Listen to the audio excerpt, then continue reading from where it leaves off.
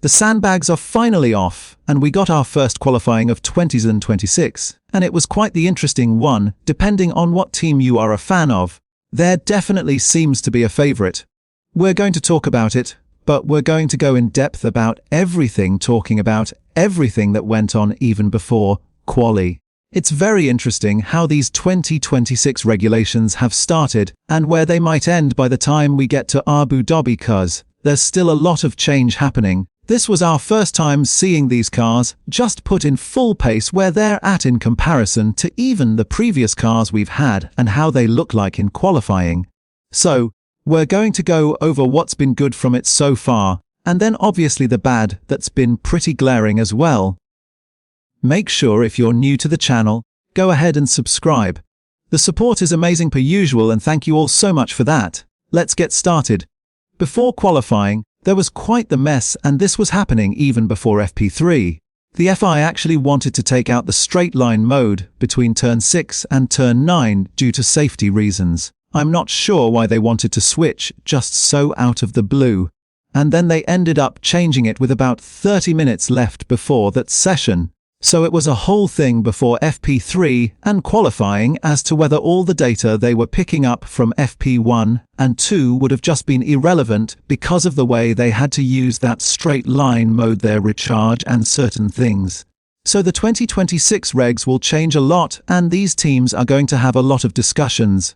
This will be a common talking point, I believe, from each track, especially these ones that have very long straights.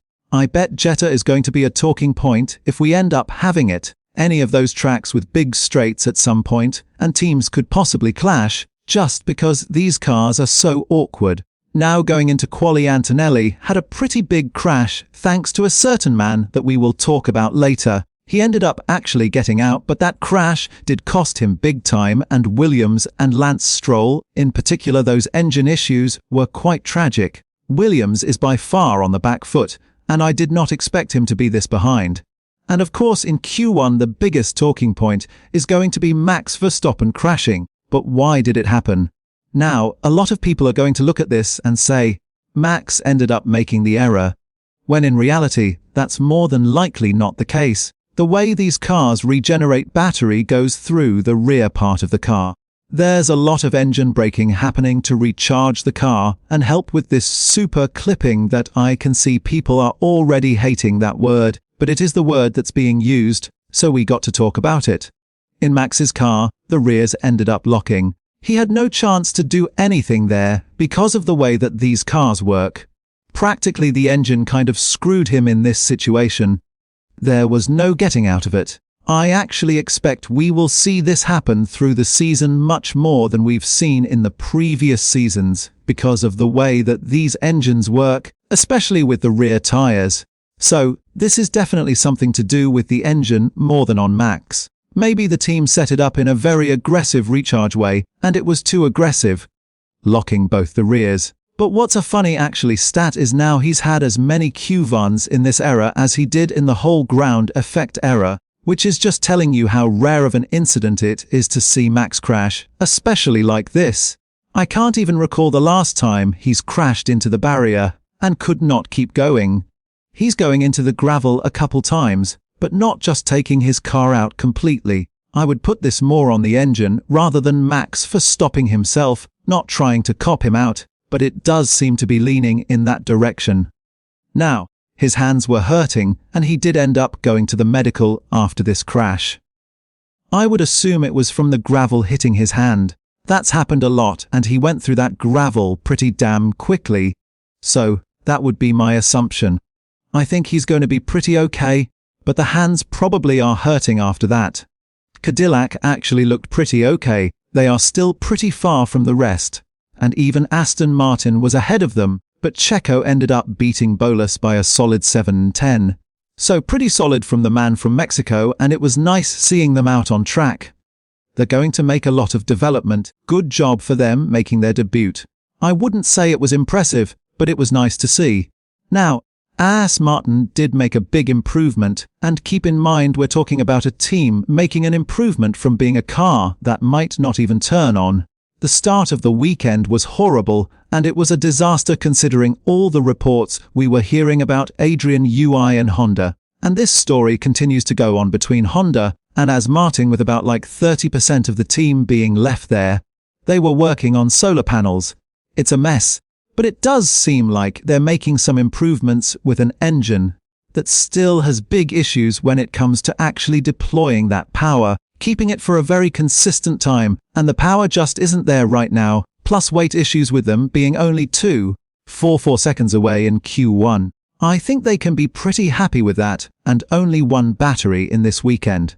Now, with me saying that, I fully expect that this car will not finish the race. Still somewhat of an improvement. If anything, just change the setup, see what works, and put in more mileage, because maybe even then you do end up getting somewhere in the points-paying positions if there's that many retirements. But they'll probably be amongst the first, especially because Lance Stroll didn't even end up actually running, which is insane. A couple of other surprises. Alpine was tragically slow. I don't know what they've been doing during the winter, but I did not expect his team to be towards the back, especially where they're sitting, as well as a pretty big gap. And along with Williams, I would say that these two teams are pretty similar in pace as of right now. Now, going into Q2, Audi and RB very impressive. Those two teams did a good job over the winter, and clearly those engines are putting in a good amount of work for them. The Red Bull car in particular has great deployment. They have very high top speeds. Lindblad was leading in FP3 and even in qualifying looked very strong in Sector 2. Quite the session for his debut here in sports. He's impressed me a lot. Arvid, I got to say the top team started to show a lot more pace, and we could see the differential between the top four and then the rest of them. And Audi shot Q3 from the man Gabi. Unfortunately, he wasn't able to run in Q3 due to some problem. Then we almost ended up seeing that incident between RB and Audi. But for them to make their debut qualifying session, make it into Q3 against some very strong teams, that's something they can be extremely proud of. And I'm very happy to see that Audi, even with the regulations working a lot around this team. We got to keep in mind that Twin 26 pretty much is the way that it is to bring in Audi. That's something that's not been brought up a lot, but it's a big talking point. They've done an incredible job, and congrats to them. They definitely deserve the credit for what they've been able to achieve so far. Now for Q3, let's talk about the top teams. The top four, how they looked like, where they're lacking, and the team that is looking extremely strong. I'm going to go from the team that was least impressive to the most impressive. Ferrari to me was lackluster to what we expected in those sessions. They just don't have the raw power to be competing on these straights. The car isn't bad in straight line speed. I think aerodynamically they're actually not too shabby. They don't have too many issues when it comes to the way that the car moves on track, the way that it performs, but the power isn't there. Even when you compare it to Red Bull, I think they can make a lot of progression in the season as they continue to develop. They've shown so many different techniques already in the aerodynamic department. I bet they can do it in the power unit as well, but for the start, they're pretty behind. With that said, McLaren also does have the power unit in the back of the Mercedes. Very strong. They were a bit lackluster in some areas of the track, but they have to resolve those weight issues. I think that is plaguing them a little bit as well, and they just did not have the stability that the other two teams that I will talk about in most of the track. Lando especially did have some battery issues from what I've heard. Zach Brown did end up confirming that. And the car just isn't there with obviously its competitor in the team that is providing them the engine, Mercedes. Now, Red Bull, I gotta say what a job this team has done to put out a power unit this strong.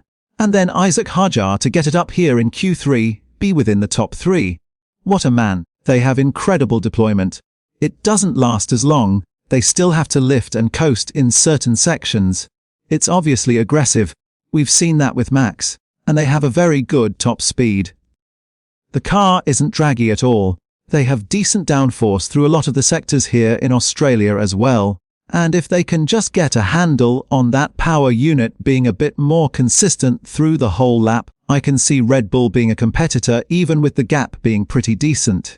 Now, with that said, the strongest car by a mile, Mercedes, and it seems like the rumors were true over the winter. This car, the raw power on it was incredible. They do extremely, very little lift and coast through the track. In Sector 1 in particular, Russell, nobody was coming close to them. And while they do have super clipping in some sections, obviously between turns 9 and 10, they're always higher in the kph going through there. They don't actually have the highest top speeds all the time. But they are the most consistent engine. It's sticking with the very high speed through every part of the track, and their deployment lasts much longer than what seems like for every other team. Kimi still looks a little raw, obviously with the crash in FP3, but then even in qualifying, it stuck out that George just put it all together and looked very complete. I think a man like that, the way that he drove in Australia, if that continues, it's going to be very difficult to catch this team. Right now, they do seem to be a league above the rest. There will be a big change mid-season, probably in August when it comes to their whole engine unit, and obviously they might have like a 20 horsepower advantage because of the trick that they had. But that's all rumors. I don't want to talk about that. I want to talk about what we've seen in qualifying. That team is a team to beat, and I believe in the race they're going to be just as strong. Now they're not as reliable. That could be a key factor. We'll have to see, but they can always tone it down. And I still think they would be the strongest card. They're in a very good spot. And you got to tip your hat off to Mercedes. They've done the best job over the winter. Now, leave your thoughts down in the comments below. What did you guys believe?